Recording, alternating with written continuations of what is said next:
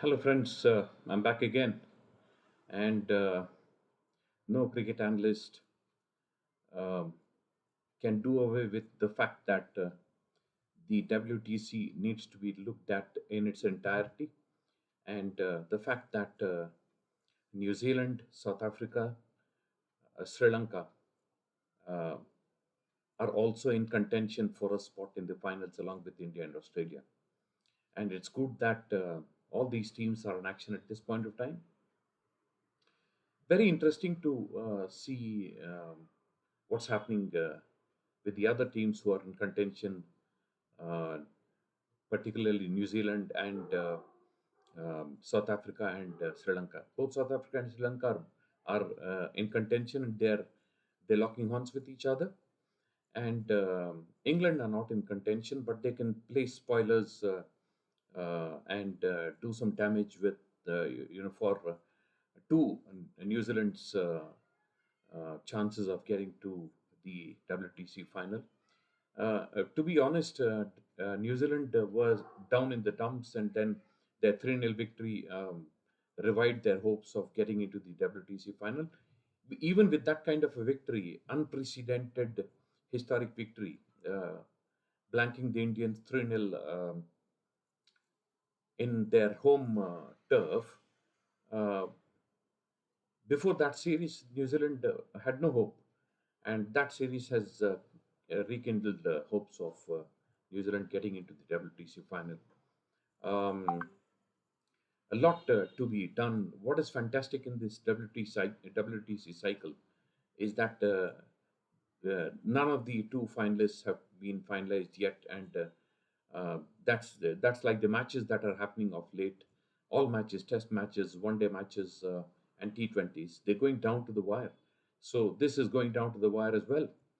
Um, uh, that said, uh, and based on the first 2 days, the first day was mostly washed out with South Africa being 80 something for four, and then being bowled out for 191. Even that was achieved thanks to substantial contributions at the back end um, by the South African lower order, if we can call them. I don't think it's fair to call anyone a tailender these days. There are almost no tailenders in world cricket these days. So um, after being bowled out for 191, Sri Lanka were bundled out for what, 42 in 14 overs, less than 14 overs. And they have shot themselves in both their feet, not just one foot. Sri Lanka have done their cause a lot of harm, and it looks very difficult to see them climbing out of the mess they are already in. South Africa are about 300 runs to the good, and with a lot more wickets to come.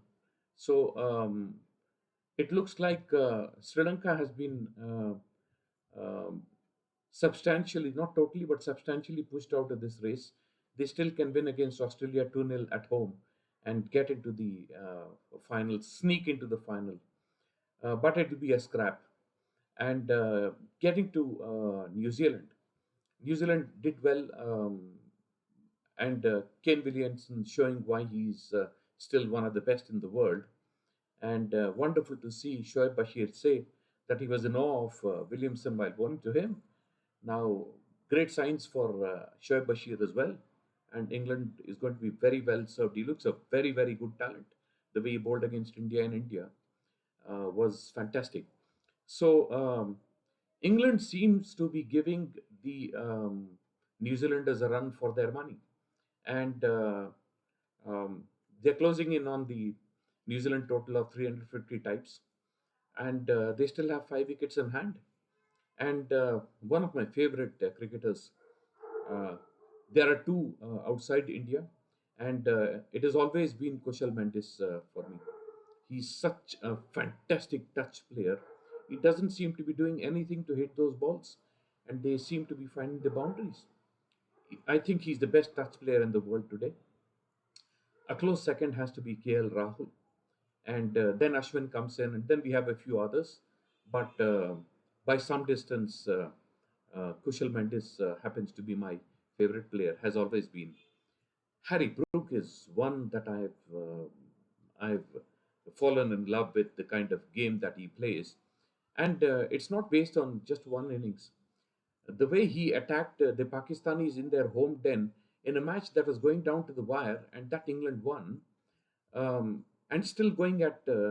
See, I'm a big fan of the baseball style. I don't know why there have been so much of criticism, particularly from the old timers, people who believe in cricket of old. I think Brendan McCullum is a trendsetter. I actually like what he did. It's not easy to carry uh, such a um, demanding task. To be attacking at all times is not something that even the great West Indians could have done. The Lloyd's men, I consider that the best team ever to have set foot on a cricket field. Even with the kind of ammunition that they had Richards, they had Greenwich, they had Haynes, they had Clive Lloyd, they had Larry Gomes, and even Jeff Dujon was a fantastic batter.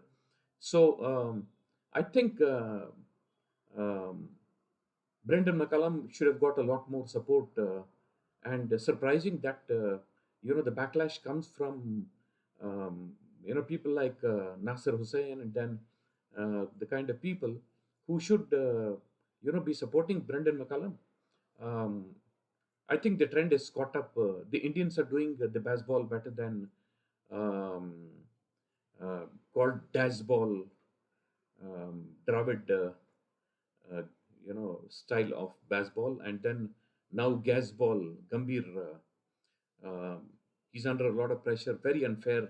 The way he's being attacked by a lot of people.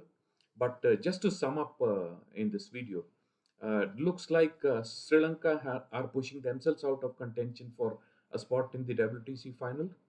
England are going to make it very, very difficult for this New Zealand team. The way England are going, if they rack up a lead of about 120, I think New Zealand will be in trouble. New Zealand has to win almost all their matches to make it to the WTC final. And I don't think this England team will allow New Zealand to do that, not in a three-test series. And this test, England seems to be slowly but surely earning an upper hand over New Zealand. And all this is good for the Indians. The Indians will have their task a bit more easier than if New Zealand does well and if South Africa does well, because they are the two biggest threats for the Indian team, along with Australia, to make it to the WTC finals. So at this point of time, I'm very bullish about India's chances. India looks to be the most likely of the four: India, New Zealand, South Africa, and Australia to make it to the final. I think it will be a tussle between the other three. South Africa looks very likely to, because they've got all four home matches, and I don't see Pakistan take things lying down. They'll not lie down and be rolled over, given the kind of form that they have begun to show. And the change in leadership has brought new lease of life to the Pakistan team. And it all looks good. Very, very interesting times. Let's look forward to the what happens in the next test match as well. All three test matches: India versus Australia, New Zealand versus South Africa, and the and England versus New Zealand. All three are start in a day's gap.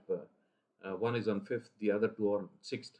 So a lot will become clear by the time we reach December 10th types, and a lot to look forward to, and all the right noises being made by the Indians, and the kind of plaudits that are coming in. There's so much of talk about Bumrah by all grades, and it fills our hearts with pride. And yes, the other sport, Gukesh has done us proud. He's fought back and beaten Ting Liren with a lot to spare. Now that's the good part of the victory, and all looking good. So do join me for another talk on something interesting. And yes, my promise of a trivia, um, looks like Gary Sobers was only about 19 and his first trip to Australia. And there was an Australian fast bowler who was famous in Australia, who used to terrorize batters with the space. His name was Des Hoare, and he kept bouncing at Gary Sobers. So Gary Sobers um, slammed him for a six, and when Des Hoare came and started using some expletives, Gary Sobers all of 19, and uh, he told Des Hoare, it seems, that you're too slow to bowl a bouncer, and if that's your best, referring to the expletives, you'd better stop mouthing as well.